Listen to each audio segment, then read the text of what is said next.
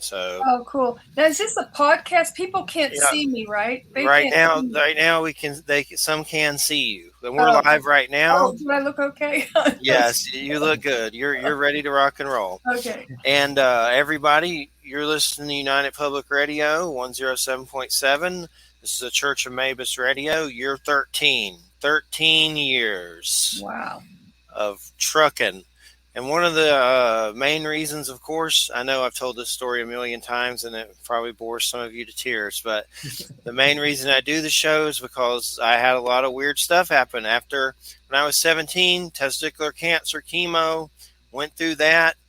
Then my father died several years later, and I started to have a lot of weird paranormal experiences, from seeing beings of light to seeing native ghosts in full attire. Uh, there's some Cherokee roots in my family, supposedly. I've seen a great grandmother in a picture, and she looked like she was like in the attire. So, but I know DNA wise, I don't. It's hard to pick it up for some reason. But I have seen the photographs, and I think there's something to that in people that have these experiences on some level. But also some weird UFO stuff, and basically it just led to doing a show. And next thing you know, I'm interviewing nuclear physicists and the British Ministry of Defense, Nick Pope, and all these people that I see on TV, and started interviewing them to find out what happened. What the hell did I just see? And even with witnesses, and that's the journey. And we've had a lot of spiritual guests on the shamanism subject. And tonight's guest is Erica M. Elliot, Medicine and Miracles in the High Desert, My Life Among the Navajo People. And it's great to have you here, Erica. Thank you, Jeffrey. I'm glad to be here. It's definitely, I love this kind of subject matter. It's, and when it comes to the, star people and UFOs and Bigfoot, and when they get into that, that's when you're getting the truth smacked on your face when they start talking about that stuff. That's my go-to. For sure. Well, I guess what got you involved with the Navajo? You were a teacher. What background wise can you give us? Okay. It was really by a fluke that I ended up there. I had lived all over the world because my father was in the military. I graduated from high school in Germany and then went to college in the Midwest. And I decided I wanted to be a school teacher. So when I graduated, I looked through the trade journals, and they all looked really uninteresting. They didn't call to me, so to speak. But one advertisement really caught my attention. The Bureau of Indian Affairs was looking for a fourth grade teacher in a boarding school in the middle of nowhere in Arizona near Canyon de Chelly. And I thought, this is where I need to go. An inner compass said, you need to go there. And I told my friends and my family, and they thought I was really crazy. I mean, why would I want to go there? It's in the middle of nowhere. And boarding schools had a very bad reputation for the way they treated Native Americans, raping girls, abusing kids, punishing them when they spoke their own language. And so they said, you're gonna hate it there. And so I said, well, I don't know. I just have a feeling this is what I should do. I know it doesn't make any sense. So I drove out there, and wow, I'd never been to the West. And it was just like spectacular scenery. But then I got to the actual place where I would teach school. It looked like a dump. I mean, I didn't have the trained eyes to be in a desert. So everything just looked like various shades of brown. And the school looked like a dilapidated old warehouse or something. There was just one road through the town. It had one gas station, one junk food store where they shop for groceries, and one little restaurant, and that was it. And I thought, oh boy, God, this doesn't look very promising. And so I pulled up and I introduced myself to the principal. And I was really young. All the other teachers were old. I mean, they were 55. I was like 23, and they seemed old to me. And he introduced me to them. And I sat and talked with them in the teacher's lounge, and they really didn't like being there and couldn't wait to get their pension and go back home to where Louisiana or wherever, the states they were from. And they told me, actually, I'm not kidding you, they told me that the kids couldn't learn, that they just couldn't learn. I thought, wow, that's shocking what they just said. And so anyway, I went into the classroom and I had a teacher aide, a Navajo teacher aide assigned to me. Her name was Donna Scott. And she was very versed in the white world and her traditional world of the Navajos. Because she lived on army bases, her father was a very famous Navajo. You might have heard of him, Carl Gorman. He was a code talker. And do you know about the code talkers? Yes. It was the only code that was never broken by the Japanese and Germans. And I discovered why it was never broken. Because it is an impossibly difficult language. And it has strange sounds that don't exist in English, like guttural sounds, clicking sounds, and so forth. And so she knew about the white world, but she was very Navajo in that she was shy, and she was very soft-spoken and not intervening much. She saw how much I struggled trying to relate to the students. They were in the 4th grade and didn't speak English. I thought, how is that possible? You don't speak English when you're in the 4th grade? And they wouldn't look at me or talk to me. And I found out later that I was making one cultural mistake after another. I was just full of blunders. And it's because I got no orientation from the school about Navajo culture. I knew nothing, completely nothing about the people I was with.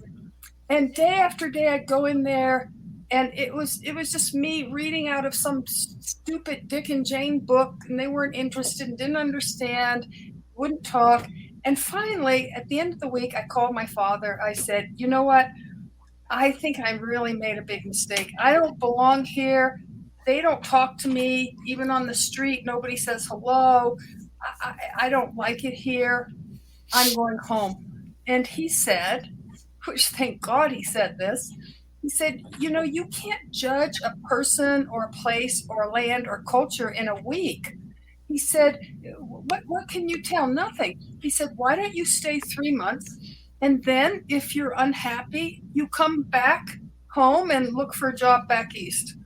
I said, oh, okay, God, how am I going to make it through 3 months of this? And that very same day, the very next day, the teacher aide, Donna Scott, saw me struggle.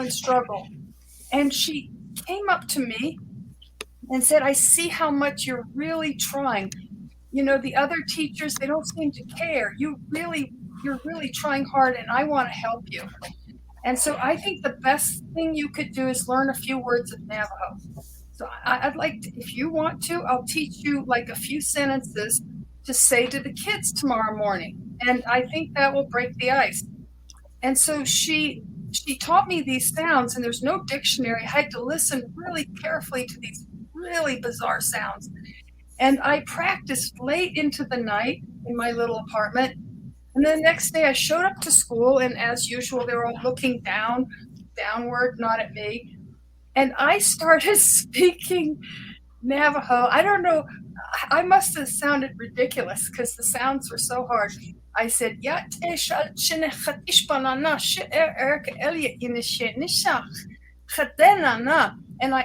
said, hello. I thought I said, hello, my children. My name is Miss Elliot. What's your name and where are you from? And everybody looked up like totally stunned, looked me right into the face. And then one little girl put her hand across her mouth and started giggling. Uh-oh. And the whole room burst out laughing. And that marked the point where everything changed. I totally fell in love with those kids from that moment forward. And the bravest boy in the class came up to me. He's the one that knew the most English, which was just a few words.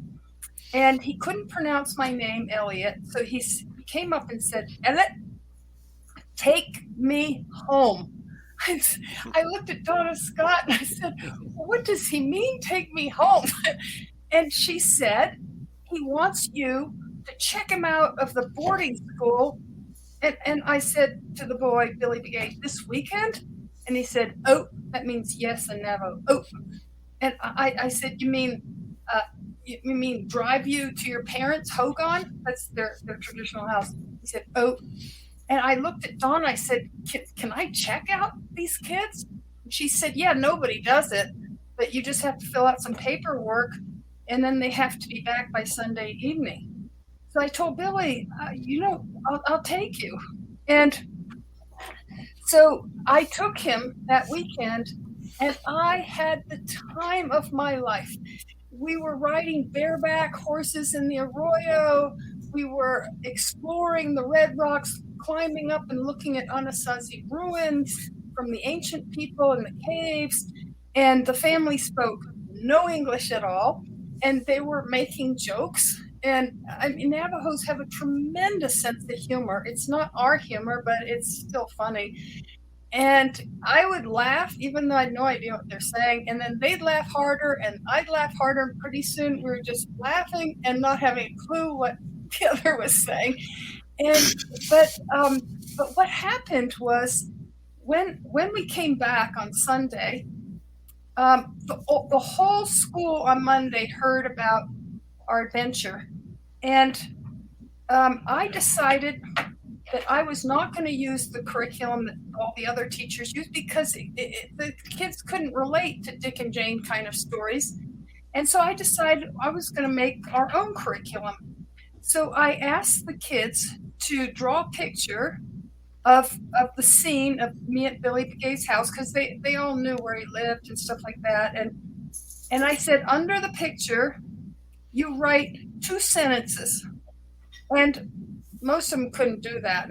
But one kid drew this beautiful picture of this horse racing on the bottom of the canyon, and there was this white girl on top clinging to the mane for dear life, bareback, with a ponytail streaming straight back. And under the picture, he put my teacher, Teechir. And from that moment, the kids wanted desperately to learn English because they wanted me to know about them. So when Donna Scott said, to try to make an overture by speaking their language, she was really right. Because then they were so warmed up to me. They wanted me to know everything about how many sheep they had, their goats, their grandmother, and so forth. And so they turned out to be, unlike what those white women teachers said, they actually were incredibly smart. It's just, they didn't have a chance to show it. And they learned English so fast that what I'm about to tell you is almost too hard to believe, but I have a newspaper clipping to prove it. 3 of those kids won regional speech contests at the end of the year. That's how fast they learned English. It was stunning.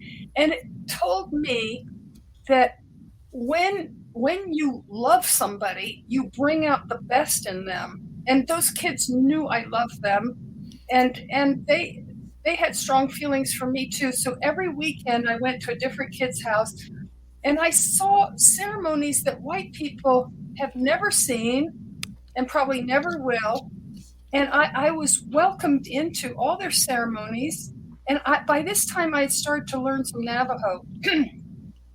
And I just was so transformed by this experience that I had to take a deep dive into a very foreign culture. In America, who would have known that this very rich culture is right here in the midst of our country? And so few people knew about it. This was 50 years ago, when Navajos were very traditional, knew all their songs, spoke their language fluently. Medicine men did most of the healing and stuff like that.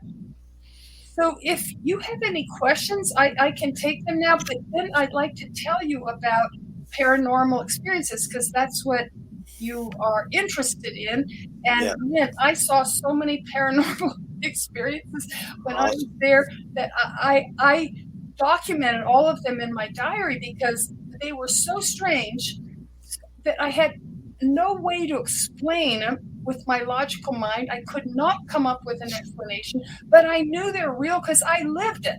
So I can't pretend it didn't happen. So I documented the whole thing, and I didn't want to write about it, even though my sister said this would be a great story. You should write this, and I said no, I'm not going to. And the reason why is back then, I don't think anyone would have believed me. And so it's very disheartening when you say something like, if you've seen a UFO and nobody believes you, that feels horrible. And so I was trying to avoid that feeling of people not believing me. So I didn't write it. Then when I matured somewhat as a person and I didn't care if people didn't believe me, then I was too busy being a medical doctor to sit down and write a story. So I finally wrote this story during all this political divisiveness. I finally said, I have to write this book because it's a healing story. It's about crossing the cultural divide. So, again, if you have any questions, ask me now, and then we'll dive into the paranormal. Definitely. Well, I mean, I'm very interested in their spirituality. I know it's as complex, and you don't have to spend like a million years on it or anything. But what was some of the things that you learned about their spirituality? Is it like the Great Spirit? I know it's different. They probably have a different name for it. But what are some Well, things? I'll just make it really simple to understand because it's very complex. Actually, it's very complex. But I'll give you the bottom line. They are incredible back then. Remember, this is 50 years ago when they're still very traditional. They're very connected with animals and with the land. I mean, deeply connected so that they could feel things happen. They could feel when there was a coyote in the area, just feel it without even seeing it. And they had a relationship with ravens and all sorts of animals. And also, another thing is their whole basis of their religion is remaining in harmony with yourself. It's called Hojon. It's called the beauty way, and it has nothing to do with cosmetics. The beauty way means you're in balance with yourself, with your family, with your clan, with your community. Clans are terribly important. When you go up to a white person, you say, where do you live? What do you do? They say, oh, I'm from Chicago and I work in an auto plant and stuff like that. A Navajo, in those days, you go up to Navajo and you ask about them. They tell you about their land and they tell you about the clan on the mother's side and the clan on the father's side.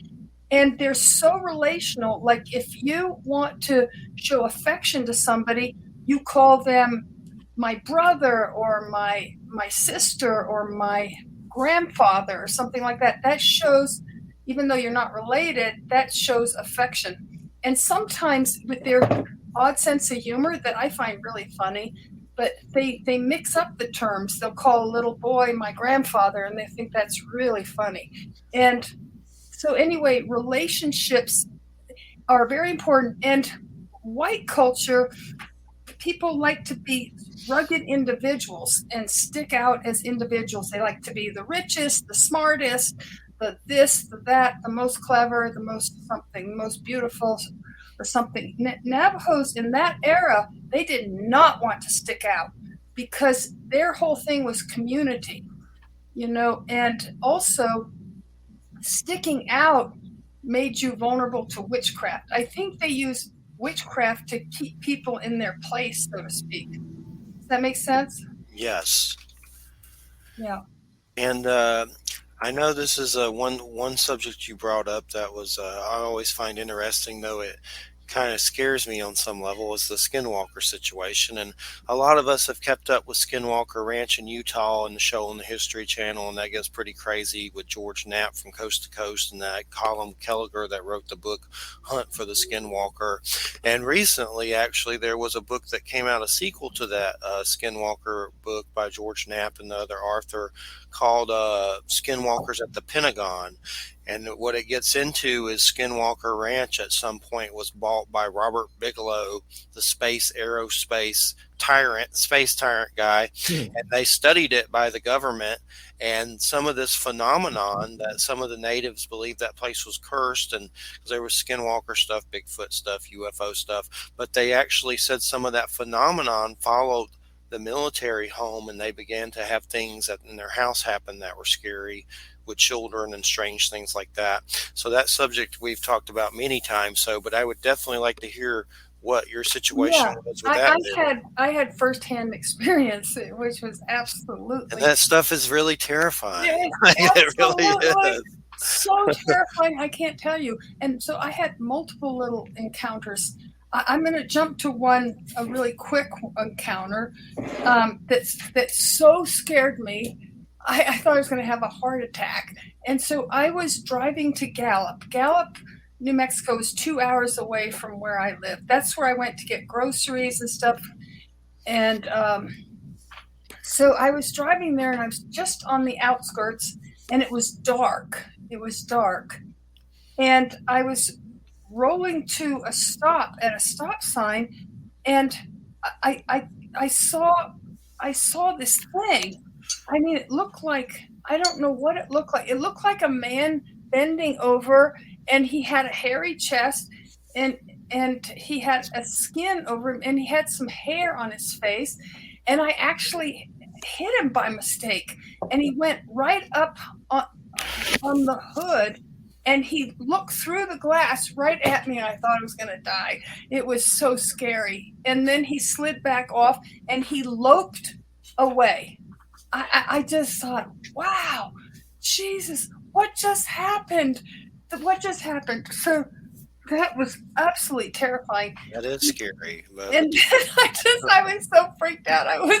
I turned around and went home. I drove all the way home. I never continued because I was so rattled by that experience. So rattled, and I had no way to, as a white girl, to make sense out of it, anyway. So the kids in my class, I told them about the experience, and they educated me about skinwalkers. They said these skinwalkers, they are people who were part of the community at one time, and then they did something really bad.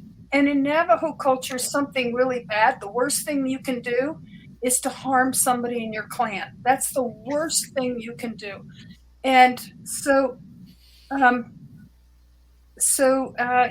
say that when they do that, they become skinwalkers, and then they try to harm you. And I said to them, am I in danger? Because, I live on the first floor of this government housing. Will they come and get me? And the kid said, no, they won't get you. You're a Bilagana. You're a white. And I said, well, why will they not get me? And they said, they're not interested in you. You're not a Navajo. And they'll only hurt you if you accidentally get in their way, and then you could get really hurt. And then they were telling me all these experiences they'd have where sheep would die, and there'd be screaming dogs and stuff when they'd come around and do bad things. And I said, why would they do bad things? And they said, well, if somebody was getting too rich or this and that, it's to keep them in their place and to punish them and stuff like that, scare them. And so after they told me all these details, here's what happened that also scared me to death. Some Mormon student teachers, knocked on my door and said, you had said you'd take us into the canyon and show us the canyon, and we're leaving tomorrow. Can we do it tonight? I said, what? It's nighttime. We're not supposed to go into the canyon at night. That's what my kids said. They said the werewolves are all over the canyon in the night, and you got to stay away from the canyon. And they begged me, almost in tears. They said, "We really want to see Canyon de Chelly." I said, "But you've been here a month doing student teaching. Why now?" And they said, "Well, we just put it off, but please." So I reluctantly said, "Okay," but I felt I was doing something wrong. But I went, and the moon was pretty bright, so we could see what we're doing. We parked on the top of the rim of Canyon de Chelly, and then we went down one of the little trails. And all of a sudden, I saw across the canyon in a cave that I was familiar with that cave. It was the Anasazis used to live there, the ancient ones. And there was a fire going in the cave way up high. And I said, "Look at that," to the girls. And they said, "Well, it's probably just a camper who's up there." I said, "No, it's not a camper. People aren't allowed to camp in the canyon. It's not a camper." And they didn't seem to be concerned at all. And then I saw this shadow on the back of the cave moving like a dance, like a ceremonial dance, but it's just the shadow. And I said, "Look, there's somebody in there." And again, they were just yakking away, chattering. And I said, "Can you stop talking so much? Can you please whisper? You don't want to get in trouble. There's something going on up there. There's some ceremony or something." And then they kept walking, and then I heard a scream by some animals. They're in a corral down below. An old lady lived there, and the animals screamed. There was something in there. I mean, it was like some wild animal was doing something bad to these animals. They're screaming out, and so we all stopped and listened. Now the girls were scared. Now they were starting to get scared, and appropriately scared. And then I saw this thing that looked like a small horse or a huge dog loping along like that, sort of half bent over, half crouched, and it looked like he had something on its back. And I said, "That's a skinwalker. Let's get out of here." And so now the girls were really scared. So we ran as fast as we could up to the parked car. We were really scared. And I drove them back and dropped them off. And then I had so much adrenaline in me. There's no way I could go to bed, even though it's time to go to bed. I was too hyped up. And so I went to visit a friend who was a school teacher at the public school, which was very different from the boarding school, the public school. And I went to his trailer, and the light was still on. He was grading papers. So I knocked on the door, and he invited me in, and I told him what happened. And he didn't believe me. And I don't, at that age I was, 23, it was so offensive to me and hurtful when people didn't believe what I was saying, because it was out of their realities that they didn't believe me. So I was so offended. That was a stronger emotion than my fear. So I said, "Do you want me to take you there and show you?" And he said, "Yeah, show me." And so we drove there. I was really scared, but I was going to prove that I was telling the truth at all costs, even if I was scared to death. And so we went down, and I said, "Don't talk." We went down the trail, and we got to the bottom. We went through all this dry cornfields. They were rustling, making a lot of noise, which was unnerving. I was scared. I was hyperventilating the whole time. I was so scared. And then there was a big talus slope. You know what that is? All this rock debris coming when there's erosion, and then the cave. And so he said, I'm going up to see what's in that cave." I said, "No, you shouldn't do that. There's somebody in there. And we saw a campfire up there." And he said, "No, I don't believe it. I'm going to go up there." So he started scrambling up, and all this rock slid down. He's kept going. And then he heard a noise in the cave, and he almost fell off the slope. And he said, "Did you hear that?" I said, "Yes." And he said, "It's probably just a mountain lion." I said, "There are no mountain lions in Canyon de Chelly." And so he kept going, and then he heard this booming voice that said, "Get the fuck out of here, white boy." And he almost passed out. He almost fell off the Taylor slope. And we ran so fast across the bottom of the canyon and up the other side to the car. And now he believed me. And one thing I have to wonder about them is, and you may not know the answer to this, but maybe you can just give some details. I know they say, I've heard that you've had to hurt someone before to become one, like in your family. I interviewed a cryptozoologist. He passed away, J.C. Johnson, and he had said that that was one way to harm someone. But what I wonder, and you may or may not know the answer to this, is once you do that, do you become it like right then, or do you have to die? Because it seems like they're supernatural on some level. Is that what you think? Do you think they're paranormal? I think it's right then. And I think, here's what I think. Creepy. I think when you have a really strong belief system, you can make your whole energy can make things happen. I mean, these are strong beliefs about the werewolf, strong beliefs. And so if you let's say I've never known a woman werewolf, but let's say I'm a man and I am jealous of an in-law, let's say, and I murder him. Then because I'm part of the culture, I'm so much part of the culture, I'm sort of predestined to do bad things now. And it's like I almost don't have my own will, that I have to do terrible things now because I'm a werewolf. It's definitely a trip for sure. No doubt about it. Jay, you got any questions? Yeah, I actually was just about to look something up on the Wikipedia there real quick for some more information. Yeah, it's funny that it's not just Native American tribes. It's all over the place that have these different accounts of strange beings, whether it's a skinwalker or a Sasquatch, or and some people might even say aliens and visitors from other planets.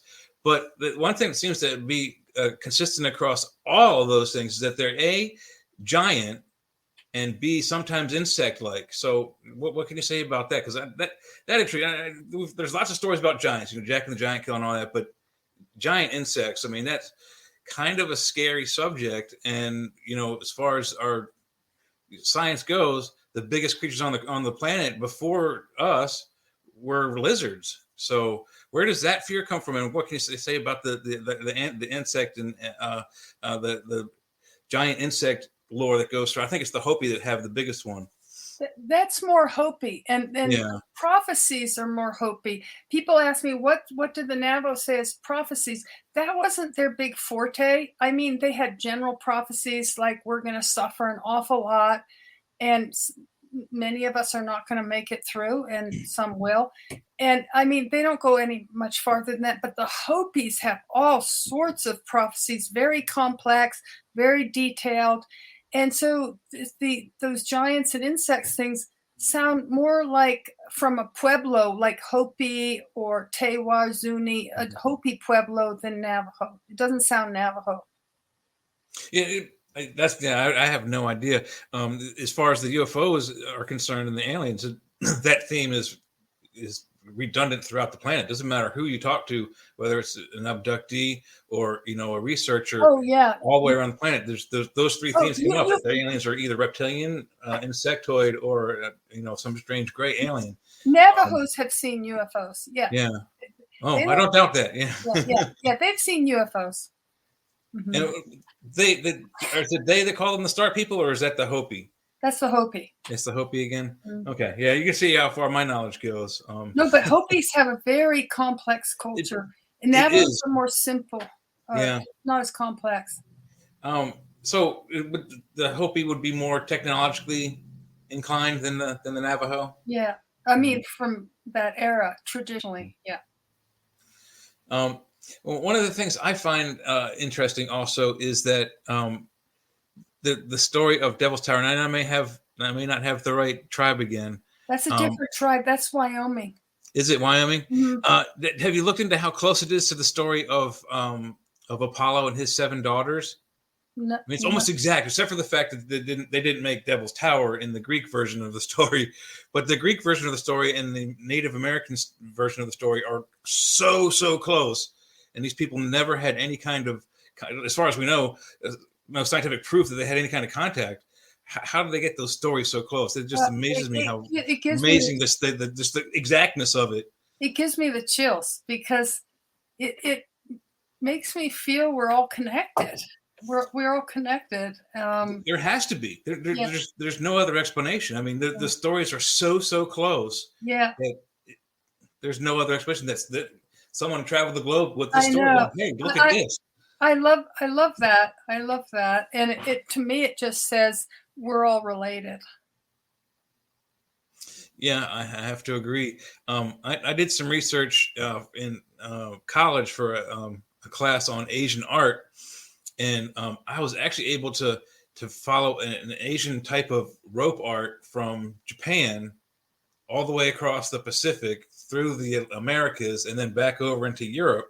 And when it got into Europe, in Greece, I think was its final destination. In Greece, you see on the like a Italian restaurant, they have those paper placemats with a little L-shaped squiggly line that goes all the way around the border.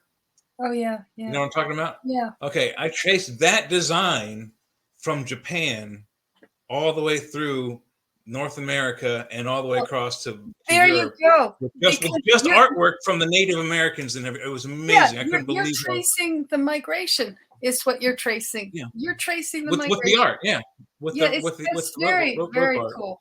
That's very cool. It was very exciting to find that out, and it was just a theory. I was just like, I've seen these designs, and I just want to trace where they came from. And the oldest versions I could find were in Japan. What? And then the earliest, the latest, and the most common or most recent versions started in Europe.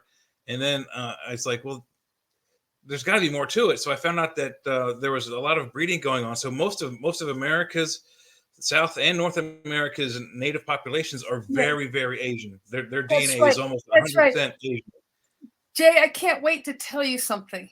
So when I was there, it was at a time when Navajos are still very traditional, and there's many 100% purebred, so to speak, Navajos without white blood. And so they had their distinct features. Okay, when I went to Nepal, when I took a semester from medical school to learn about medicine in other countries. So I went to Nepal and India for a semester. And when I was in Nepal, I hiked around Annapurna, and there were tons of Tibetan communities there, tons. And they were like refugees when the Chinese invaded their country. A lot of them left. And because the Chinese and the Tibetans, their culture clashed completely. And first of all, I was stunned, and I found myself just staring at these Tibetans. I couldn't stop staring. And I said, they look exactly like the pure Navajos who haven't, their blood hasn't been diluted. They looked identical. I was so stunned. And I almost felt like talking Navajo to them. I learned Navajo eventually, and I almost felt like to talk with them. But they invited me to one of their ceremonies, and it was identical to one of the ceremonies I had seen. They were sand paintings, and they were the same exact concept where you do the whole universe with different colored sands, and you have the patient in there, and then you put the sands after you wreck your nice creation by putting the sands on the patient who's sick. And that's exactly what they did. I could not believe it. And so, yes, very Asian. And some of the traits were so Asian back there. It's less and less now that Navajos are less traditional. But back then, they acted so much like Asians. And how do I know? Because my father lived in Korea. He worked 2 years. He was secretary of the United Nations peacekeeping force between North and South Korea. And he befriended so many Koreans, and he paid for them to come to the States and go to school here, to college and stuff. And so I got to know them, and some of their behavior was identical to the traditional Navajos. They're very deferential, they're very respectful, and they don't look you in the eye unless you're very good friends or unless they're really angry about something. They're very shy, and they don't speak up much until they really know you. And so that's why when I came the first few weeks, the students did not talk to me. They were just incredibly shy, and they didn't speak English. But I misread all those cultural clues. I didn't know how to interpret them. And when I look back, I made one cultural mistake after another. And but anyway, yes, very connected with Asia. Very connected. Yeah. Yeah, it blew my mind when I found that out. And then what do you call it? The Human Genome Project confirmed it because they said that they proved that the DNA had traced around from the Asians into North and South America. And I was like, woohoo! You know, and I did that without a computer back in the 90s in college. That's pretty good, Jay. That's really good. Yeah, really good. Yeah. So if you want me to tell you about some miracles, that seems to fit your genre, the paranormal, because this was so out of the realm of the ordinary, what I experienced with the peyote ceremonies. Would you like me to talk about it? Yes. Okay. So first of all, I'll tell you a little bit about the Native American church, which is the peyote. They use it to pray and for healing ceremonies. They do not condone using it for recreation at all. And they go to Texas once a month. It's the government has at that time totally legalized it. Go and harvest on some rancher's land the peyote cactus, the button, and so forth, and bring it back and prepare it for the ceremonies. And peyote, the Native American church, is not native to Navajos. It's an adopted religion. It is not their traditional religion. The traditional religion is run by medicine men, and this borrowed religion is run by roadmen. That's what they're called, roadmen. And the tribe that first used the peyote was the Sioux, the Lakota. It was during a time when they're being massacred, and it was like genocide. And they were suffering so much from the cold and starvation and from the white settlers massacring them. And so they turned to the peyote for comfort and solace. And that's what helped them survive these dreadful times they were in. And then other tribes got very interested in it. The Navajos became very interested. That was in the late 1800s. And then by the early 1900s, it started to spread to other tribes and to help them cope with some of the things they had to cope with. And so after I'd only been there for about a month, they saw, so many of the Navajos saw how hard I was trying to learn about their culture and stuff.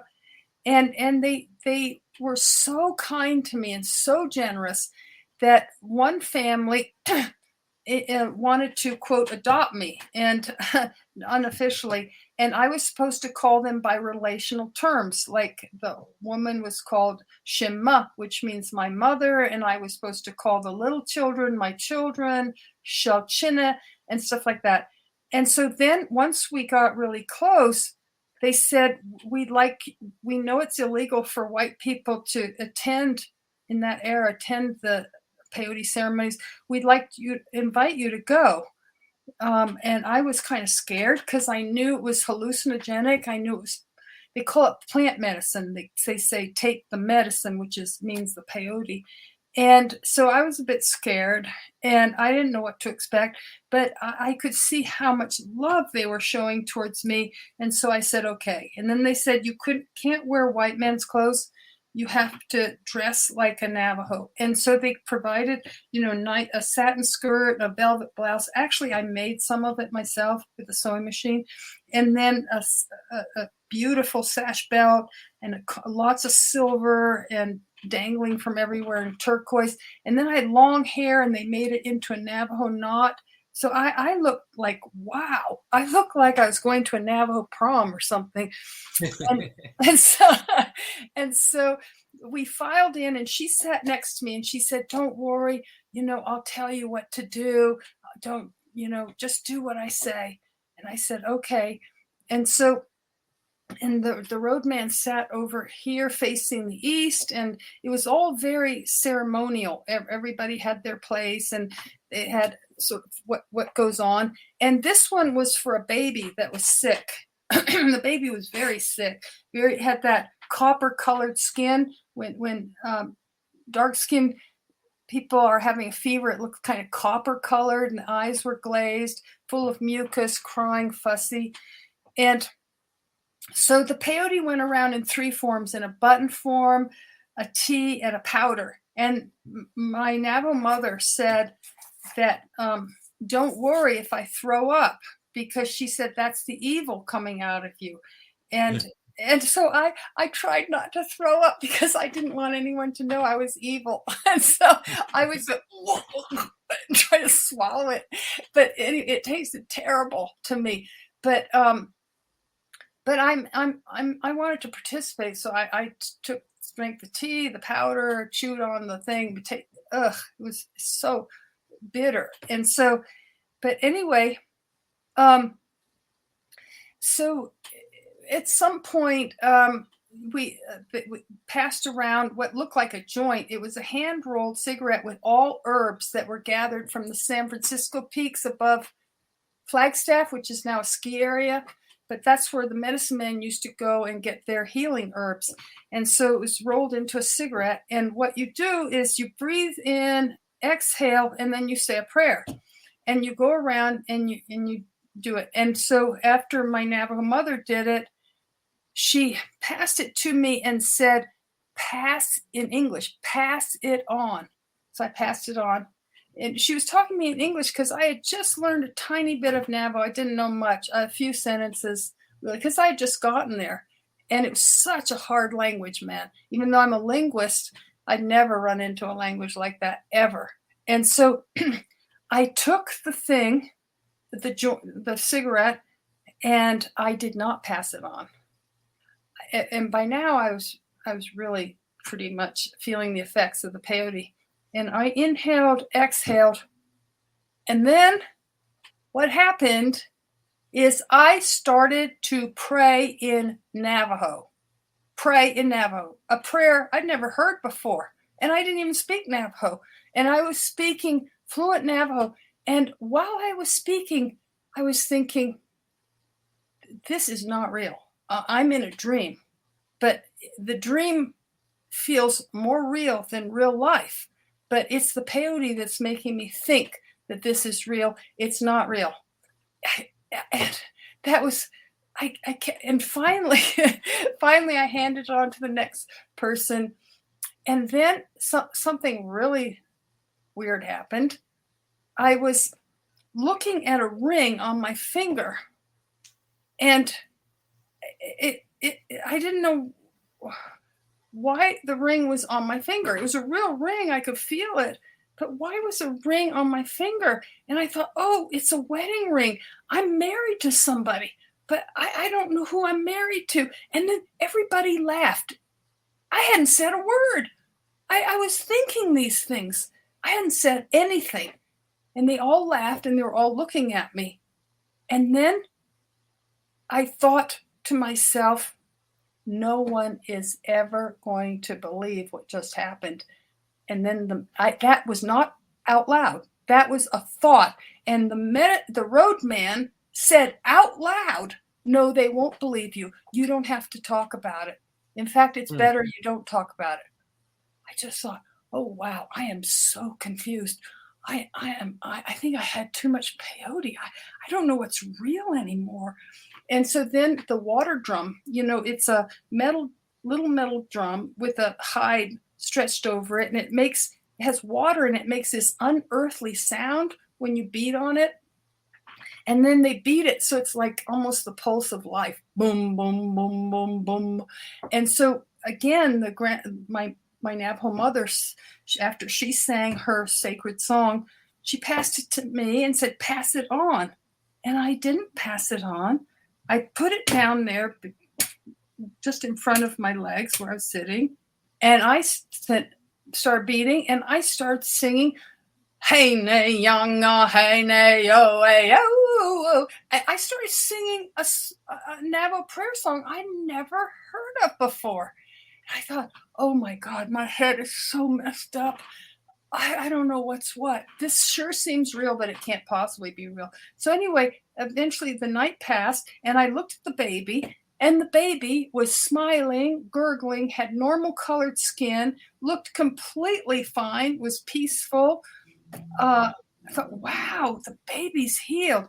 So anyway, morning came, and we filed out, and we touched our forehead to the earth, and then we fanned ourselves with the eagle feather fan.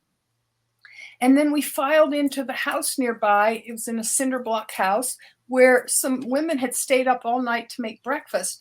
And there was a sheet spread out on the floor. And we sat on the dirt floor on the sheet all around this big feast of mutton stew, fry bread, canned peaches and stuff. And the roadman started talking to me, looking right into my eyes and talking nonstop in Navajo. And the peyote had worn off. I didn't have any idea what he was saying. Nothing.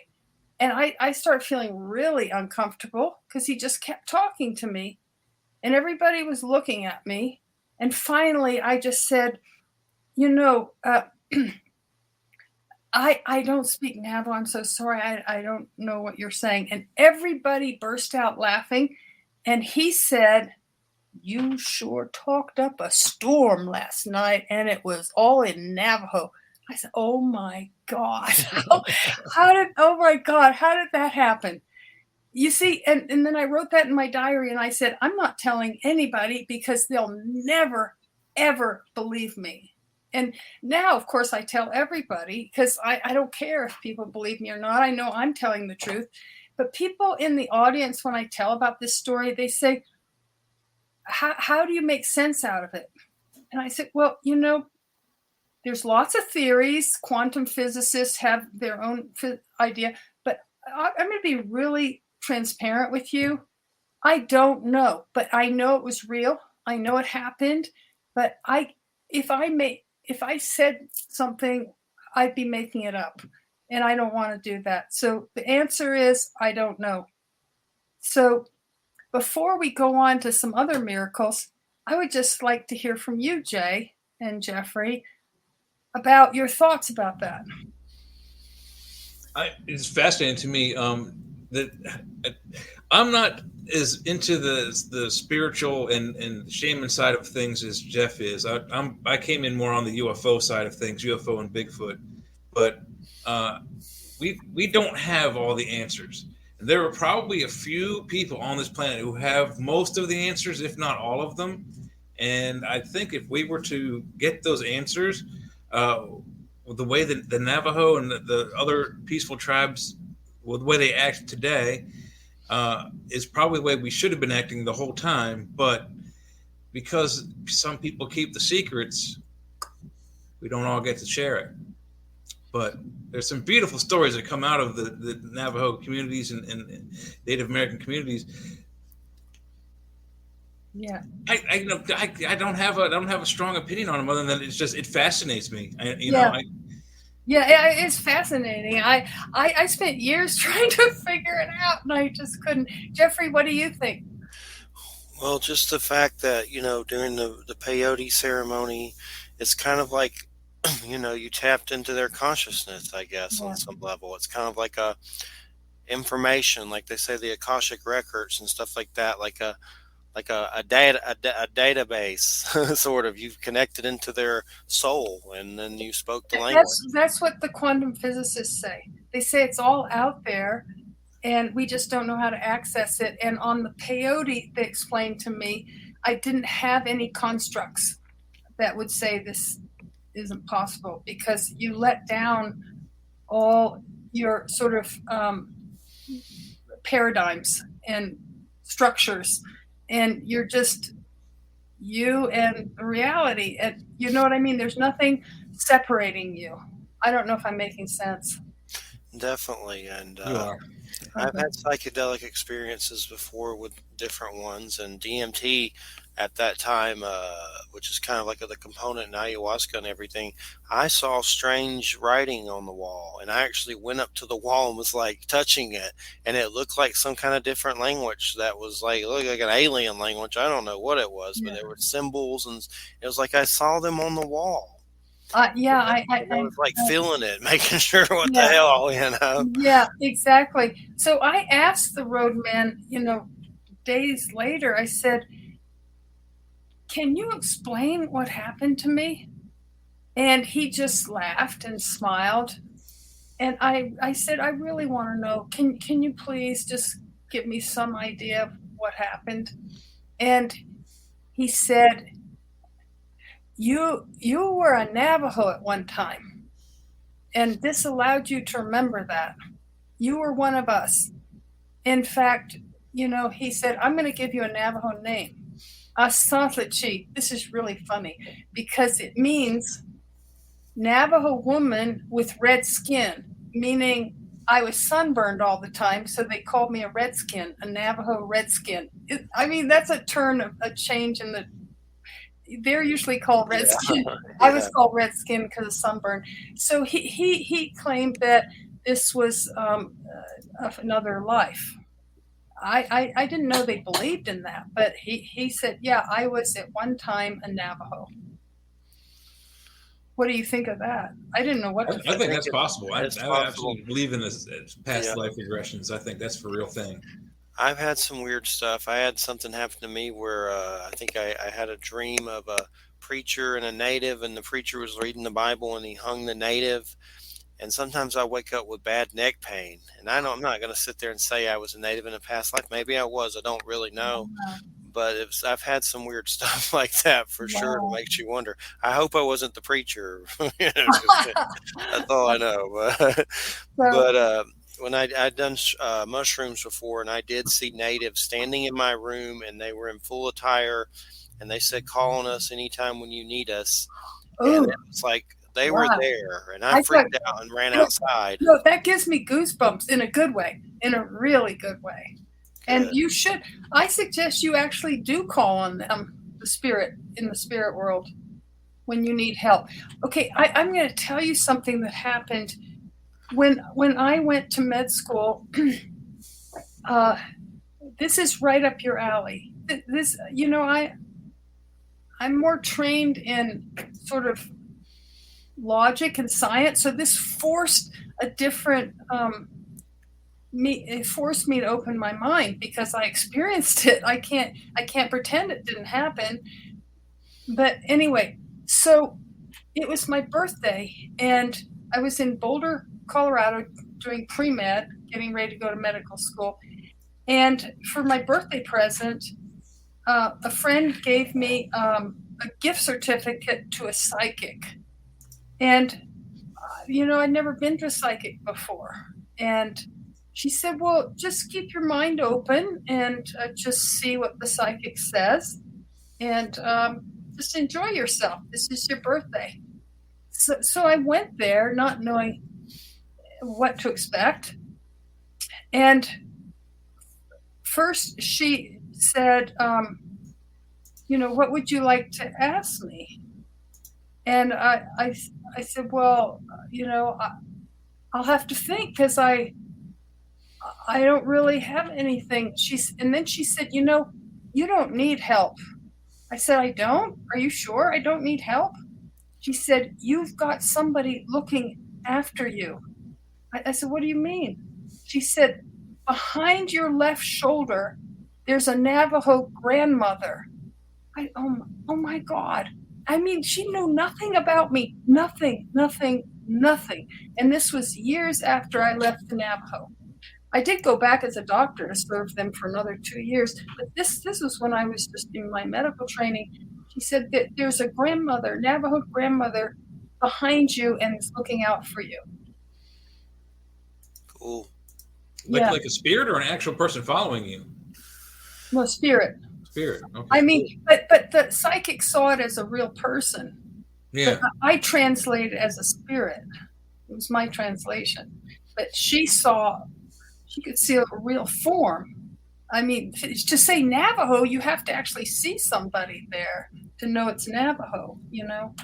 So anyway, I think I know what grandmother it was. Are you up for another story? A very wild story? Okay, so remember I said I took the kids home every weekend to their remote, faraway homes? Well, there were 36 kids. There's 52 weeks in a year. So I had some weeks where I wasn't taking them home. So I would go on my four-wheel drive and explore this fantastic, gorgeous, phantasmagoric landscape, like out of another world. And I went to southern Utah, and it was very remote in those days. And I left the dirt road and I went for 40. I left the pavement and went for 40 miles in the dirt towards all these beautiful pinnacles and rock formations, red rock. It's just out of this world stunning.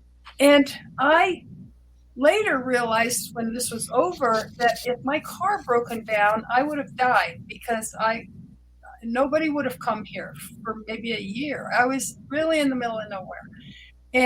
But I didn't think in those terms because I was so focused on the magnificent countryside. I was just, wow. And I felt fearless. I was more afraid of people than I was of nature. I wasn't afraid of nature at all. And I felt really at home. And I drove and drove just blissfully. And a coyote ran across my path. And I remember the school kids, how they learned, one of the ways they learned English is trying to explain things to me. And they explained that if a coyote crosses your path like that, you should turn around and go home because it means something very bad is about to happen to you. And I thought about that. And then I brushed it off because I was so enchanted. There's no way I was going to turn around. So I brushed it off thinking, well, that applies to Navajo culture. I'm a Bilagana. I'm a white person. And so maybe it doesn't apply to me. So I kept going. And then I found this beautiful, it looked like enclosure of rocks.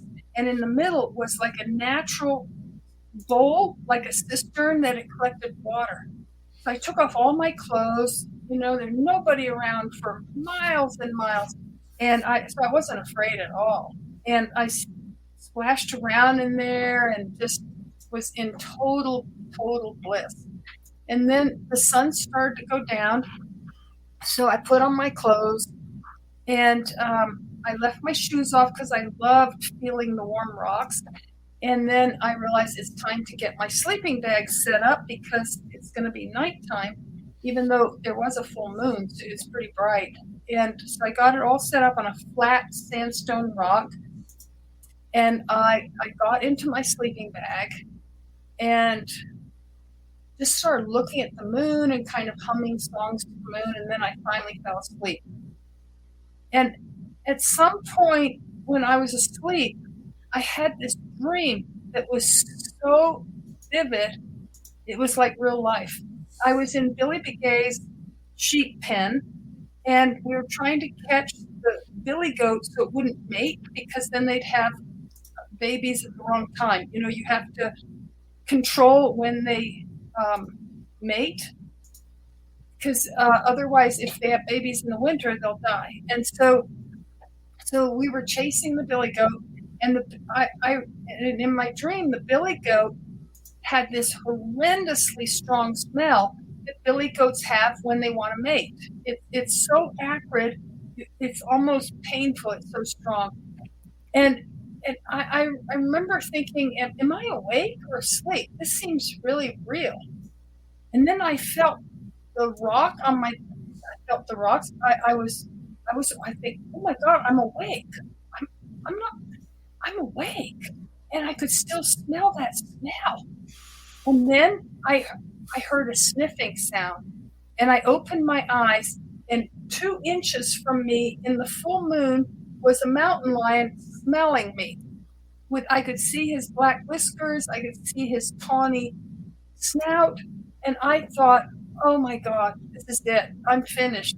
I closed my eyes. My heart was beating so fast. I was barely breathing, paralyzed with fear, waiting for him to claw me to death and eat me. And I just thought, hurry up, hurry up. I can't take it anymore. Hurry up, get it over with. And nothing happened. But I was too frightened to move or open my eyes until it was full daylight, not just dawn, full daylight. That's how terrified I was. And of course, when I got up, there was no tracks because this is on the sandstone. But when I stuffed my sleeping bag, that smell, it's called pheromones, that male animals have, like mountain lions and billy goats, it wafted right up my nose, and the hair stood up on my forearms, and it was just so frightening. So then I decided I need to go home. And so because I wasn't going to sleep out there another night. And so I drove to a gas station and filled up with gas and told the gas attendant what happened. And he said, ma'am, damn good thing you didn't move. Otherwise that cat would eat you alive. And so I thought, well, I guess I'm alive because I didn't move. But then I kept having dreams over and over about the mountain lion. So I drove the 2 hours to Gallup, New Mexico, and I went to their library. I checked out books on mountain lions to learn everything I could about them. And I talked to park rangers, zoologists, all sorts of people, and they all said the same thing as the gas attendant. The only reason why I'm still alive is because I didn't move. They don't like things that don't move. And so then I thought, you mean that's all it means, that I didn't move, and that's why I'm still here? And I thought, I think I'm missing something. And I kept reading, no, didn't get any clues.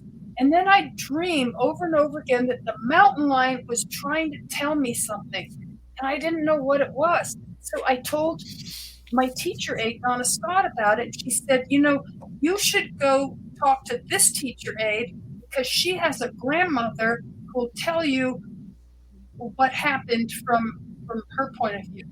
So the next afternoon after school was over, she took me in her four-wheel drive to see her grandmother, all wizened up with a little corncob pipe and lots of wrinkles. And I was just learning Navajo at that point, so I wasn't fluent, not even near.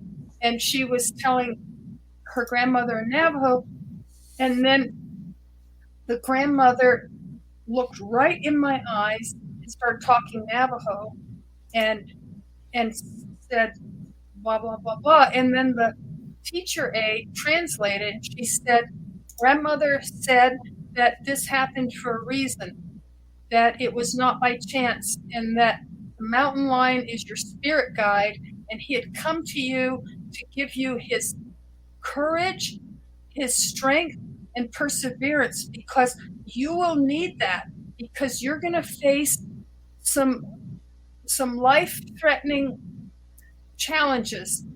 And if you live through them, you will have powerful medicine to give to people. And actually, that was 50 years ago, and that all came true. I had some terrible accidents. That's why my eyes don't work together. I had brain damage from being smashed up by a snowboarder. I had to overcome all those things, and it made me be an even better doctor. I mean, people start coming from all over the country, asking me to help them figure out medical mysteries that nobody knew how to diagnose or treat. And so it was uncanny. I mean, she made a prophecy. Definitely fascinating for sure. What was the situation where there was a tumor and a medicine man? Oh, okay. Yeah. Okay, so you did read the book, didn't you? Yes, Jeffrey? indeed. Yes, indeed. So, okay, so I have to give some background. There's not much iodine in Navajo's diet, so it's very common to get a goiter. That's when the whole thyroid swells, and it's from iodine deficiency. And so I one time felt something right here. It's not a goiter. It was just like a little rock right here. And I was very young. I knew nothing about medicine. And like my patients often do, they try to ignore things and think it's going to go away. So I thought, oh, well, this will go away. But it got bigger and bigger, and I kept trying to ignore it. And then one of the girl students in the class, she said, Miss Elliot, you have a goiter. I didn't have a goiter, no, but meaning it was so big that everybody was noticing it. So I thought, oh my God, I have to go do something about it. So I drove to quite a ways away to the nearest charity hospital, Sage Memorial Hospital, and an internist saw me and examined me, and he said, this doesn't look good. This looks like a lymphoma, and we're going to get a biopsy, but I'm pretty sure that's what you have because it's hard as a rock, it doesn't move, and it's growing. Those are all bad signs. And so he said, we can arrange a biopsy right now if you just wait here. So I was so frightened to be in this hospital and stuff.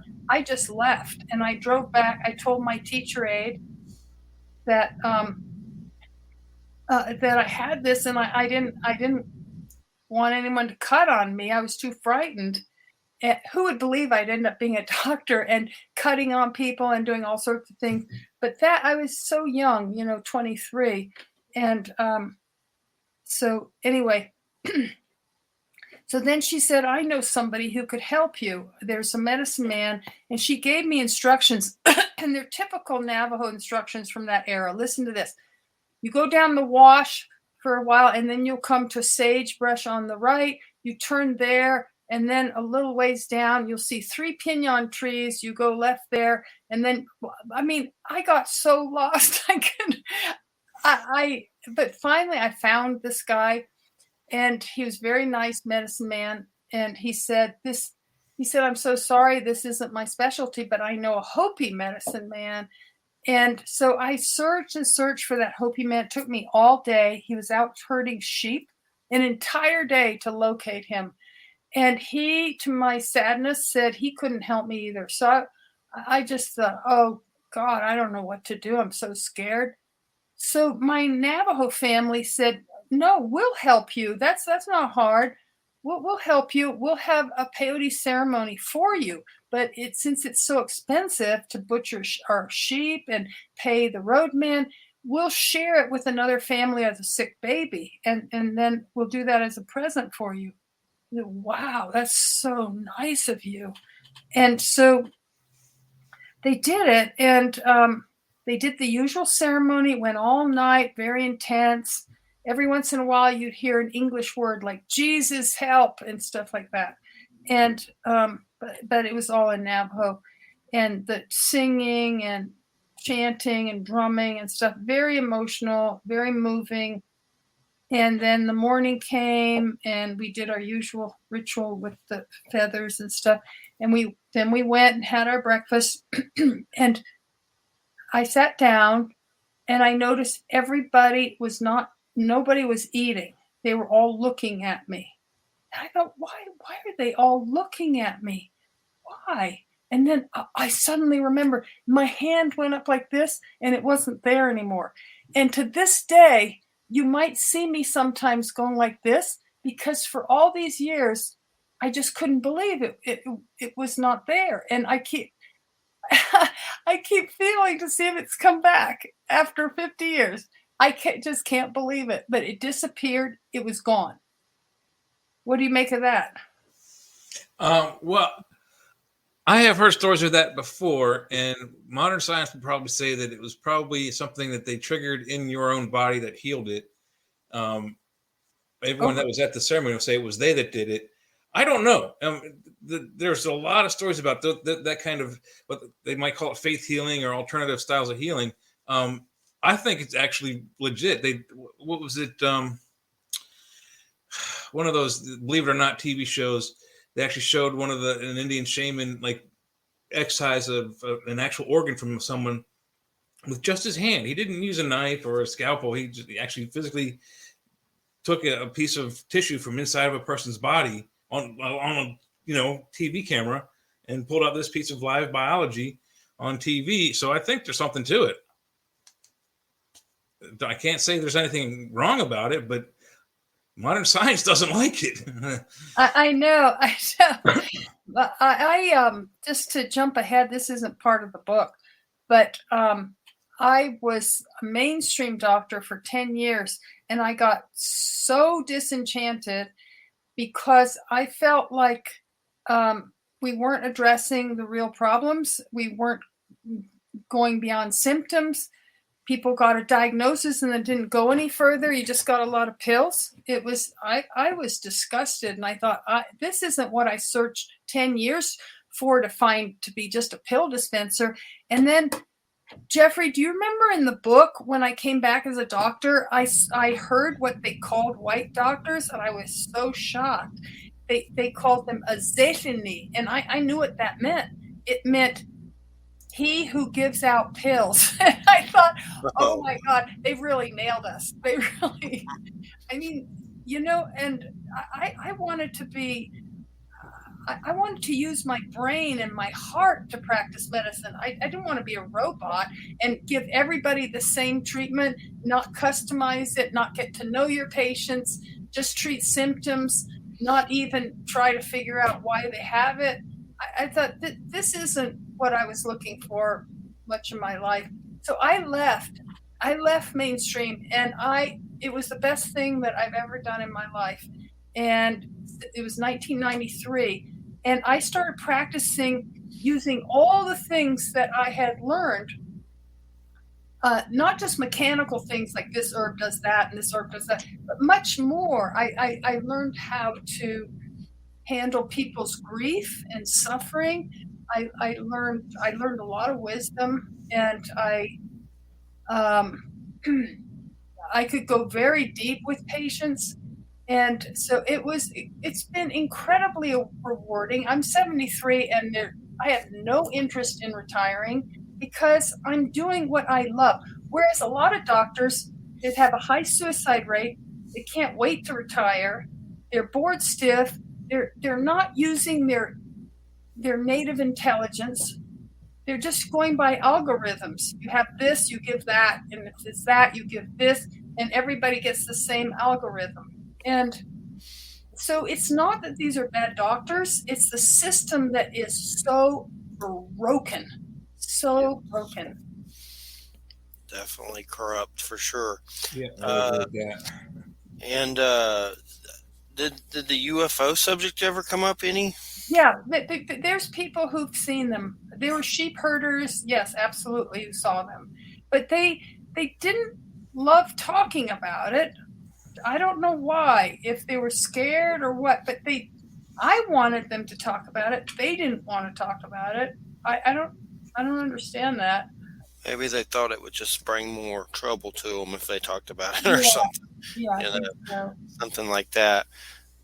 There's a great show on Hulu called Reservation Dogs that's about natives. That's really good. It's by the guy, I always have trouble saying his name. I hate even trying to say it, but Takiti Wakiti, he's New Zealander, and I know I just messed up his name, but he did that. He also did a show called What We Do in the Shadows, which is real funny about these vampires that live in a house together, and it's kind of like the Monsters or Addams Family or something. It's really good. But the show's called Reservation Dogs, if you ever get a chance to see it. And it has a lot of native actors in it, like Wes Studi. Oh, Wes Studi. Yeah, he's in it. There's a bunch of famous ones in it, and it's funny. They're only like 30 minutes a piece, but Deer Woman's in it. A Bigfoot. Like there's different things. It's funny, but they add like stuff like that to the stories and stuff. But it's really, really good. I've heard stories from natives about, like they would say, if you see a bright light in the sky or land it in the woods, don't go to it because you won't come back.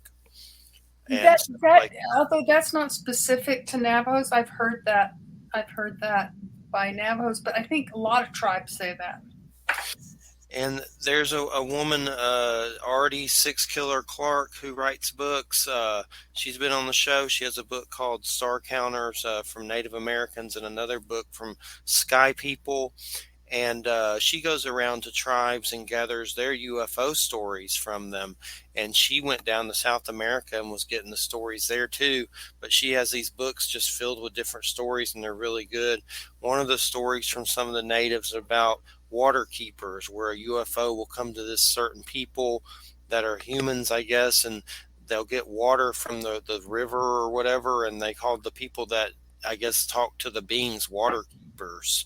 So there's so much neat stuff with all that for sure. In South America, when I was in the Peace Corps in South America, I worked at 12,000 feet in the Andes with indigenous people who didn't speak much Spanish. I spoke fluent Spanish, but I had to try to learn their language, Quechua, which wasn't very hard. It's not like Navajo, but I never really learned it very well.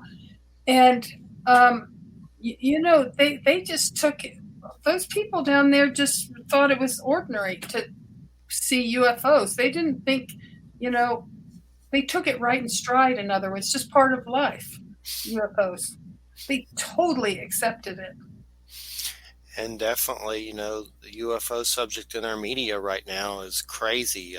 The way they're talking about it. I mean, they just made some kind of organization to study it more. They've had that before, but if you put in UFOs, Fox News on YouTube, or UFOs CNN, and just watch the anchor people for your own amusement, it's definitely fun to watch. Just seeing them some people get really upset because they don't want to believe it. They get angry. But I don't like that. I think I like it when people have an open mind, even if they're not on board, if they open to all possibilities. And I had to do that when I lived with the Navajos. I had to open my mind because I was seeing things that, my parents would never believe. And so it really, that's one of the many wonderful things that happened to me on the reservation, is my mind opened up. Did the trickster subject ever come up? I know you said coyote. I love coyotes. Oh, the coyotes! Yeah, that they're like the jokers. They have wisdom, but they trick you and fool you. But yeah, they're important in their whole mythology. The coyotes have a big role. They're definitely those folklore stories are a trip. I've read those. I have those books where filled with the folklore stories of all that. They get pretty crazy. Love that stuff. And I know.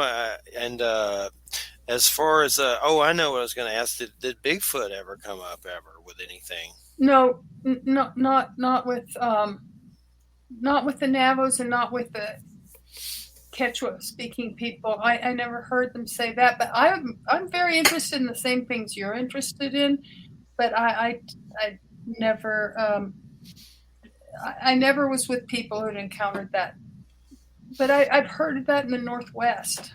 Yes, they may have a different name for it or something. Sasquatch. Yes, or I know I have a book by Kathy Moskowitz Strain, and it's all the folklore from different tribes about giants and Bigfoot and stuff, and different ones call it different things, or there's different names, and might look different to one tribe and look different to another, different beings and stuff like that. I know in your book you mentioned the puberty ceremony. Yeah. What age did they start all that situation, and what? That's whenever they get their periods, and for them it's not early like it is for white people. Like white people sometimes it's really early, unusually early, like 10 years old. That's like really early. For them it was like 13 or 14 was normal. Did they do stuff like leave you in the woods and make you trip on something or anything like that? No, but they made you do all sorts of things. Like you had to do your hair a certain way, and you had to wear all your jewelry at once, and you had to run to meet the sun as it come up, and it was very complex, and you had to make food a certain way, and so forth. Yeah, it's very complex. How was the food there? Did they have fry bread? I've never had it, but I want to try it. We're not going to make. Okay, let me tell you, fry bread was born in tragedy, but then it took it. They liked it. So why am I saying that? Okay, on that long march, that horrible march to be imprisoned in an outdoor prison. They marched 400 miles. That's so sad. And all the Canyon de Chelly was destroyed, all their homes, and the peach trees burned down, sheep killed. And so when they were imprisoned in Bosque Redondo, which is now called Fort Sumner, far away from their homeland, the ones that survived, their women were raped, and people were just freeze to death or starved to death.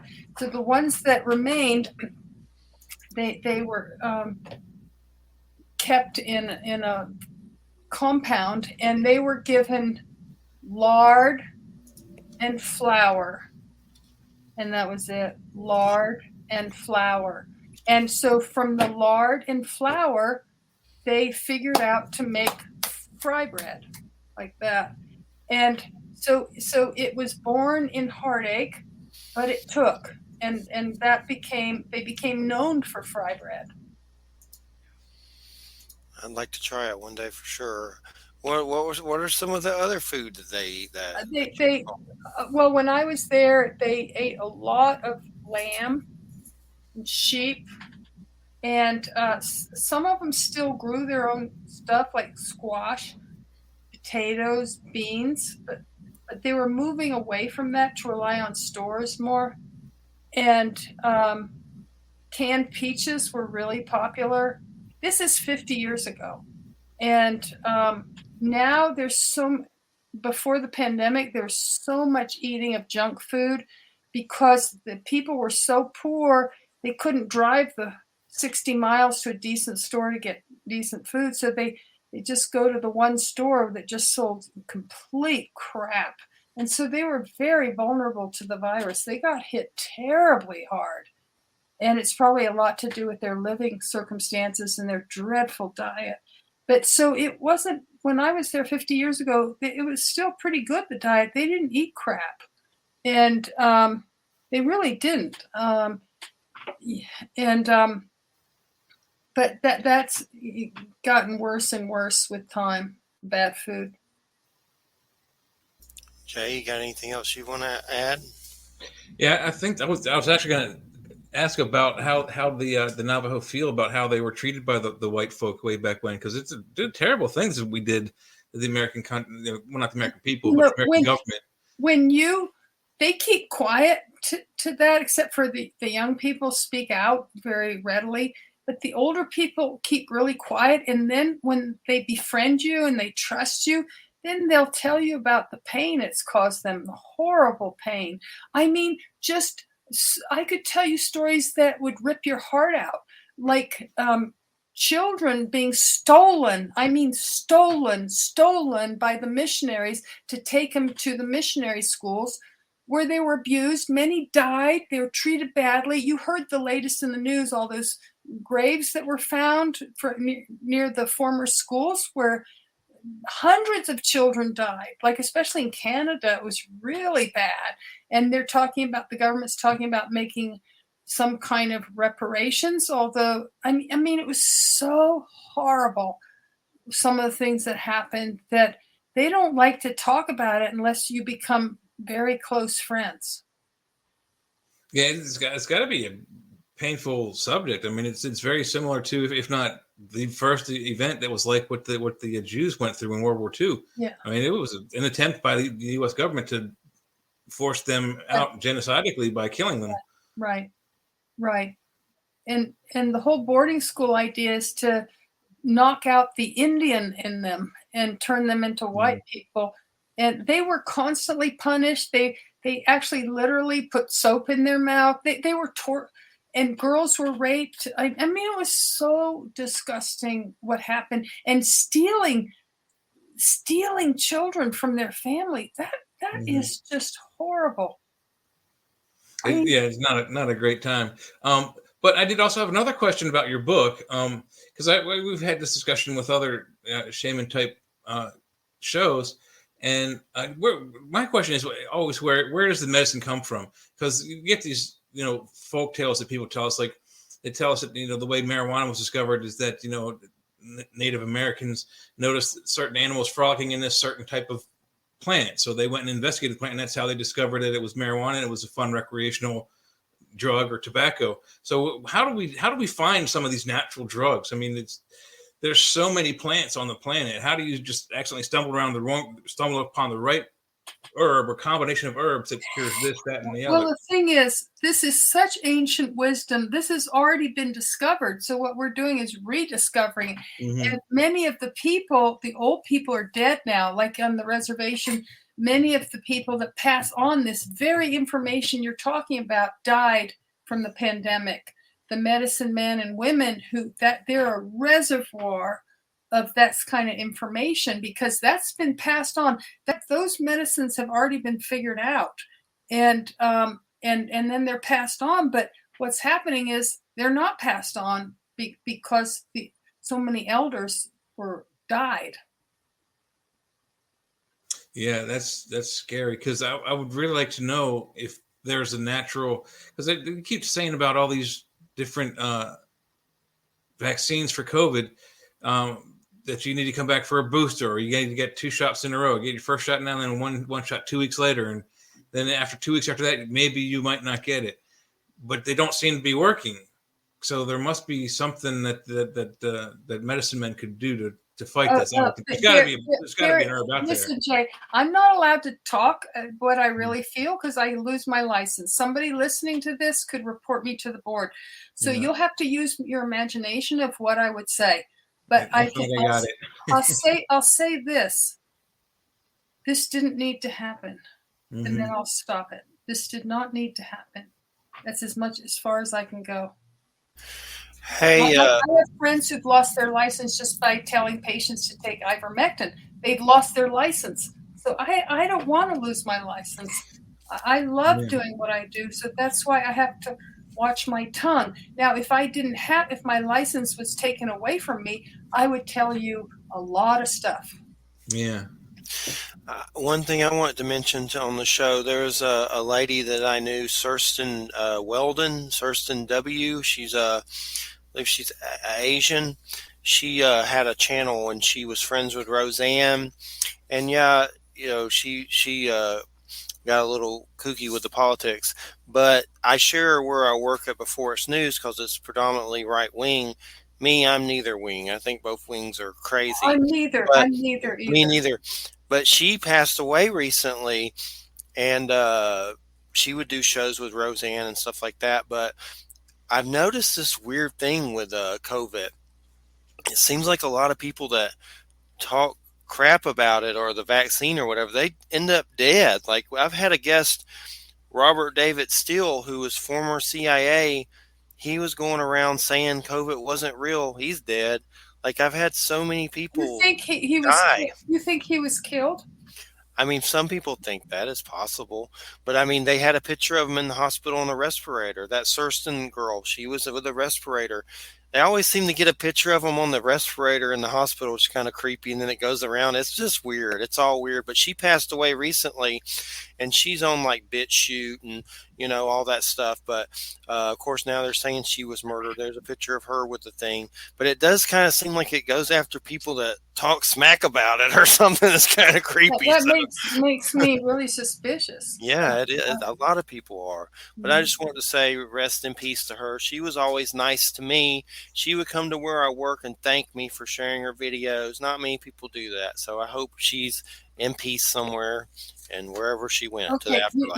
I'm going to say one sentence and then change the subject. Okay. I think we're going to reach a point where we're going to look back and figure out what really happened. I mean, on every level, not just Wuhan lab. I mean, what happened.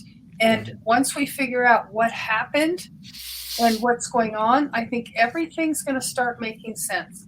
But right now, we don't have all the pieces, so we're just speculating. But I think we're going to reach a point where we do have all the pieces, and then it's everything we've been witnessing will make sense. We won't like it, but it'll make sense. Everything just seems still crazy as hell, no matter which way you slice it.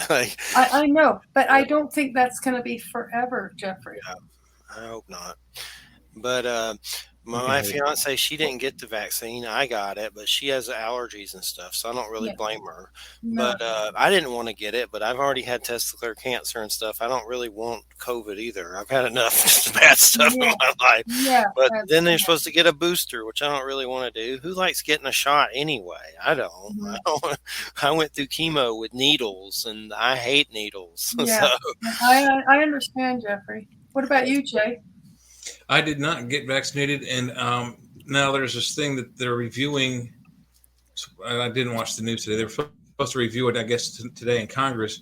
OSHA is trying to make every company in America that has more than 100 employees make their employees disclose their medical status as far as their vaccine, yes or no. And if we are not vaccinated, we have to get ourselves tested every week.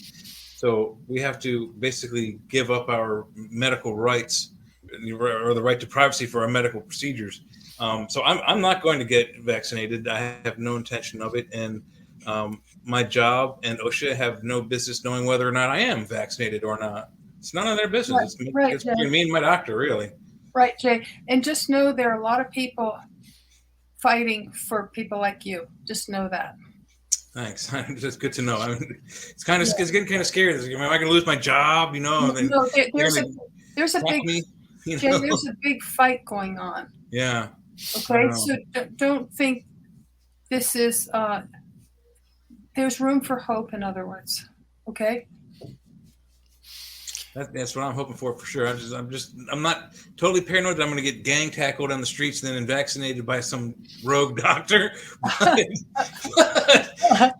it's possible. Fauci's coming for you, buddy. Yeah, but even if it happens, it happens. But I don't think that's going to happen. What I don't want to happen is for Big Pharma and the government to get into my medical history without my express knowledge or permission. Yeah. And that's what this is a vote on. Is it? Yeah. Have you been vaccinated? Yes or no? That's a medical procedure that a medical person stabs you with the needle. Then you got to go take another medical procedure and tell us every week. Jay, just let me tell you this, and then we should probably wrap up pretty soon, is that there are a lot of lawyers who are banding together to try and address what you're talking about. So there is room for hope. Don't despair, okay? Well, I'm not despaired. It's a little bit scary politically speaking that this is going on. And I even actually said it a few weeks ago on another show that we might see the next Civil War isn't about Black people versus white people, Native Americans versus Europeans. It might become between freedom, the vaccinated and the not vaccinated. Yeah. Well, go ahead. We should probably wrap up pretty soon. Yes, I was about to. So, can I ask you something, Jeffrey? Sure. Who are your listeners? I'm kind of curious. Who are your listeners? We get about 300 to 500,000. They're from here to from the United States to Europe. A lot of them in New Orleans. That's where the studio is, ran by Joe Montaldo. But usually it's about 300,000, 500,000. You mean right now there might be 300,000 listeners? Yes. Did I say anything bad? No, you're okay. You're okay. But everything's it's been great having you, getting this knowledge on the show. That's what the show's here for, and just talking about this kind of stuff definitely, I think, helps raise consciousness. So it's been great having you on the show. You want to give away a site, or where the best place to get? Yeah, I'd like to. Okay. So I have 2 websites people can visit. One, if they want to learn about the kind of medicine I practice, it's Erica Elliot with 2 L's and 2 T's, Erica Elliot, MD.com. But it's an inactive site. And what that means is I haven't been taking new patients for 5 years because I have 1,200 patients, which is way too much. And so it's an inactive website, but you can get an idea of the kind of medicine I practice. But what's more relevant to what your listeners' needs might be is the other website. It's called Musings, Memoir, and Medicine. Musings with an S, Musings, Memoir, and Medicine. And it's a mishmash of memoirs, because I'm working on my second memoir. There'll be 4 in all. And so I put some of the excerpts in there. But more relevant to your listeners is there's a whole series of medical posts. So if they click under categories and click medicine, it's all stuff that they'll learn that they won't learn from their mainstream doctor. Really useful, practical things that address underlying problems. And that those blog posts have gone around the world. So I think they're useful. I do it as a public service because I can't see everybody who wants to see me. So that's why I do these blogs, to try and make up for it and give really useful information. All right. Well, we appreciate it so much, and keep us in the loop in the future. If you do any other books, we've enjoyed it so much. Thank you so much. Okay. Thank you both. Thank you, Jay. Thank you, Jeffrey. Thanks. You're welcome. Have a good weekend. Okay. Thanks a lot. Bye, guys. Bye, guys. Bye-bye. Bye. All right. It's a good interview. Yeah. But as far as, did you see Book of Boba Fett yet? I have tried to watch it twice, but I've just been so late. It's like 3 or 4 in the morning, and I fell asleep. I haven't been able to make it through it. But I heard gotta watch it. I heard that there's a throwback to Tatooine and to Luke's friends that he was going to go meet at Tashi Station in one of the current episodes. So I'm looking forward to that. There is the story of how he survived the pit. Yeah, I saw part of that, and then that's as far as I got. It's him getting out of the pit, and then. You gotta see. There's 2 episodes right now. It's good. I like it better than Mandalorian. I mean, Yeah. I like Mandalorian, but this one's more darker. He's in the underworld, the seedy underworld, and he's like a crime boss. He took Jabba's place. Right. Yeah. But I I'm not going to give too much away, but let's just say there's some more Hutts out there. More Hutts in the family. I gather as much as he took over Jabba's palace, but. There's some more. I'm not expecting. I wasn't expecting to see any more Hutts, but that's fine. There are. They're there. They're a family. So bunch of slimy worms on a desert. But yeah, it's good. And then he's hanging out with the Sand People. Oh man, you got to watch it. You need to be awake to watch it. Watch those episodes, and it's so good. It's like he's like the Mafia, Boba Fett. That dude that plays him is a New Zealander, and I always have to forget his name right now, but he was in a movie called We Were Legends or something. Wait, We Were Warriors or something, but it's about New Zealand Maori warriors, and it was crazy. New Zealand movie. I have it, and I've seen it, but my memory's terrible. It's called Once Were Warriors, and he was a dude in that, and his name is Tamara Morrison. Tamara Morrison. Yeah. But one thing that I liked about him, born on December 26th, baby. That's right. Yeah. Capricorn. But if you ever see Once Were Warriors, it's this crazy gangs in New Zealand, and they're those warriors, and it's just poverty, alcoholism, and domestic violence, and it's just crazy as hell. It's one of the movies he was in a long time ago. Yeah, he opened another movie that I've seen. I might be in my library, my DVD library, but it was after I had seen him as Jango Fett, Boba Fett, etc. And it was like I'm watching the movie, I'm like, hey, wait a minute, that's a young, the new Boba Fett guy, and he's pretty good. I don't know why he didn't. It's taken so long for him to get this show, but he should have been, in other bigger movies. You got to sit down when you're awake and watch those episodes, man. It's good. Yeah. It's good. I need some more. I like it. I like that. What is it? What's it called? Tatooine? Or Tatooine. That's where all this mafia stuff's going on with Jabba and stuff. That's what that place is called, right? That's where Luke is from. Yeah. There's pig warriors and all kinds of stuff. A lot of creatures in this, like a lot more creatures. That crazy band, the music band's in it. Cantina band, yeah. Yeah, they're in it. That's all that. all kinds of creatures, more creatures. Well, it's also good to see that Max Rebo, the blue piano player, he survived Jabba's barge exploding. That was good. Yeah, Matt Berry is the robot in it. That's like the one that says he's the one in the court of Boba Fett that talks. Right. Kill him, show power. That's that guy from What We Do in the Shadows, Laszlo, in the series.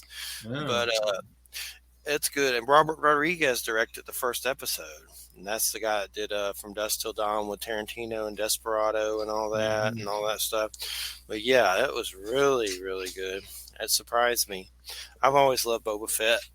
But definitely, No, I mean, they really punked him out. I mean, think about it. He's supposedly the most, dreaded bounty hunter in the entire galaxy, and he gets punked out by a gaffy stick and gets knocked into a carnivorous pit. who did it? Well, that's a cop out. Luke Skywalker did it, right? Yeah, it looks like he hit him with that gaffy stick, and his backpack malfunctioned, and he knocked himself out on the side of the Jabba's barge, fell into the meat-eating pit, and kind of sucked. That's the end of it. There should have been a much longer, protracted battle between Boba Fett and that whole group. Beat this pig's ass if it doesn't leave stuff alone. Like, you just had food, and you're trying to open a container to get more food when you just had 2 scoops of food.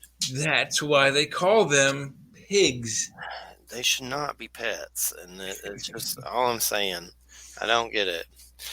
And like, she's just all they think about is food. It's opening the thing. Hold on a second. Cut it out. Trying to knock it over. I can hear it squeaking too. Ow! It is squeaking, and it was trying to get in there. She's trying like hell. I'm still doing the show. Like 5 minutes left. But yeah, Book of Boba Fett, you definitely need to sit down when you're awake and finish it. That was some trippy Skinwalker stuff there. Yeah. So she thinks when you do the dastardly deed of murder, but it seems like to her the Skinwalkers only interacts with the Indians, the Navajo people, because it didn't seem like it was interested in whites, which may be different for different tribes that may, or different Skinwalkers or whatever. Yeah. But supposedly when you do the death-defying bad act, you turn into it right then. That's right crazy. Yeah. Like right there, you turn into it. Like you kill your whatever sister, and then you turn into this Skinwalker werewolf instantaneously. Like they seem supernatural, like they move between the veils or something. Because I've heard stories of them blowing stuff in your face, and they seem kind of like they have supernatural abilities or something weird for sure. To me, from the stories I've heard, but it's just weird to think that you turn right into it. That's crazy. Like you turn into. The powder in the face thing isn't a new trick. I mean, yeah, different groups have used it for years and years. People have always thought that ninjas had like these bombs they would throw and it would make an explosion, and all this fog would come. That's not what they had. What they would have is either very dry talcum powder or salt or sand or whatever really light powder they could carry with them, and they would throw it at your eyes.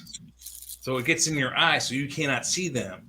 Well, they didn't throw a bomb on the ground and go, "Ooh, I'm going to disappear into the night." No, it's silly traditions there. Ross Lors is a guy me and Chip interviewed that had a run-in with him, and they did something to him that made him very sick. And it was a crazy story, but it seemed like they moved, they were real good at hiding and kind of seemed supernatural on some level. But the Skinwalkers?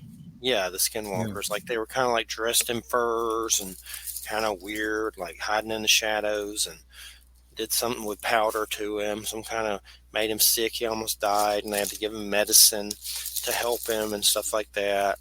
Definitely some craziness. I didn't, that was definitely some trippy stuff. Yeah, a lot of the pictures of the Skinwalkers show them actually wearing some sort of leather, or that's the animal of some other skin. Maybe even the person who made them into the creature they are. Yeah, it's definitely a trip. Oh, sure. Don't kill any family members. Don't kill your friends. You'll turn into a Skinwalker. You'll be like a Davy Crockett werewolf. A raccoon hat. that sounds too frontierism. Yeah, no, I don't want to be that. It's not good. You don't want to be one.